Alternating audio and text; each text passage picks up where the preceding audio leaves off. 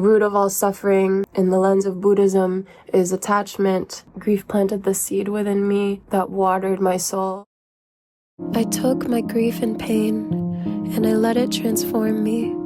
This is for my mom. And this is for my younger self who deserves it all. Her name is Denisa.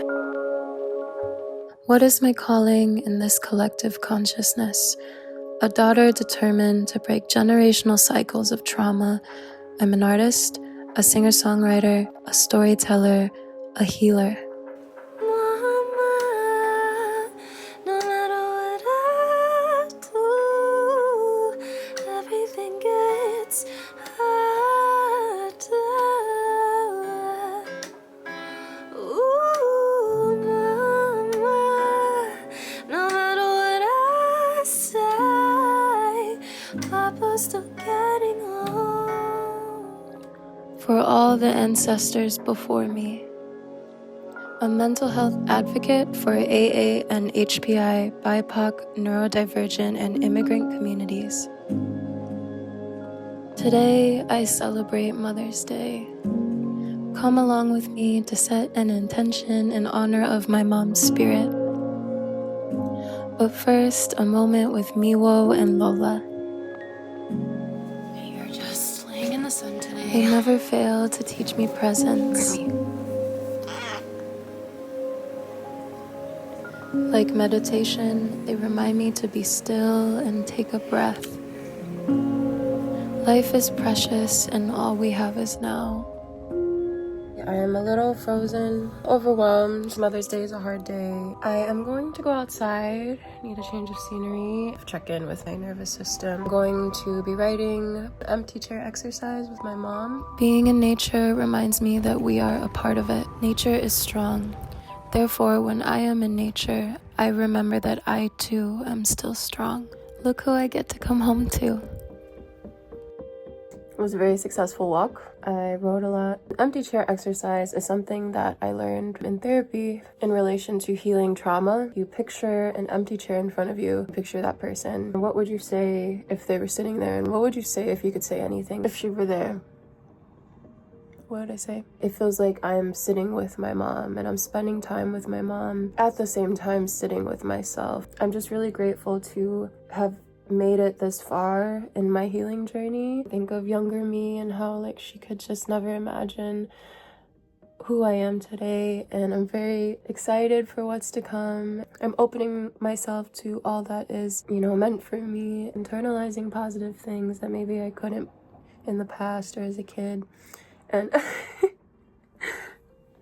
imagining what I would say if my mom were here and what would she have to say and all the things I could share with her, the things I've created and built and worked really hard for, who I've grown up to be, who I chose to be, and what I chose to make of my life that she gave me, the grief that I was left with. It means a lot to find a way to make meaning of suffering, to not let it be all for nothing, not letting my mom's suffering and her hard work and her sacrifice be for nothing, to not let my own suffering be for nothing. When I started studying Buddhism, one of the first things I learned was that life itself is suffering, and suffering is inevitable. Everybody suffers, but if you choose to suffer properly, you suffer less. Make meaning and figure out what this particular suffering is meant to teach you, to create out of you, to help you evolve into. What is it asking of you? Where is it trying to take you? Unnecessary suffering is when you just keep repeating the same cycles and you don't learn or grow or change from it. You don't make anything out of it.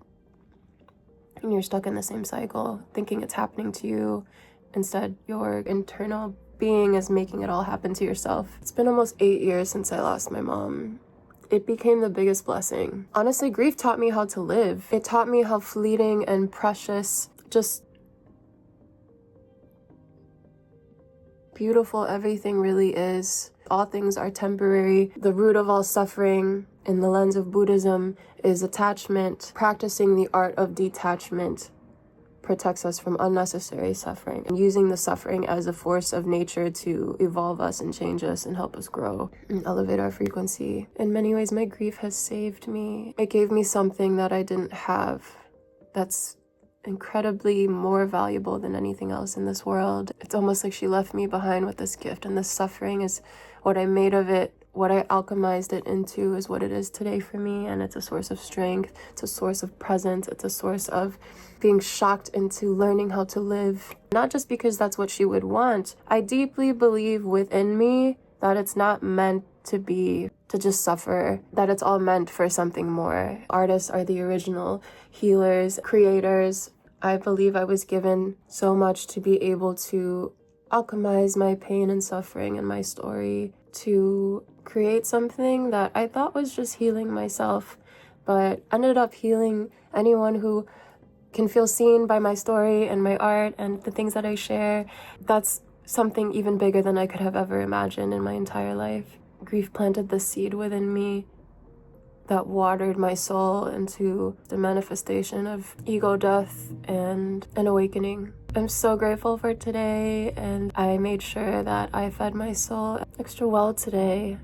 I always make sure to do something spiritually fulfilling and to really sit with my grief and slow down and find myself in stillness in the ways that may be a little bit more disconnected as it ebbs and flows from day to day. I truly feel a renewed sense of strength and connectedness with myself. So much gratitude, so much things to share, so much to give. My heart is absolutely full, and I'm just so grateful for everything that my mom did for me, so I can have all of this right now in this beautiful moment that we share. Sometimes I don't know how to recognize what I've accomplished. That's due to a lot of generational trauma of focusing on the output and how things look versus the actual beauty of the process. I can honestly say that I think, and I pray, that if my mom were here, she would be very proud. I would be more than she ever expected. All she ever wanted was for me to be a nurse on her deathbed, and I did it.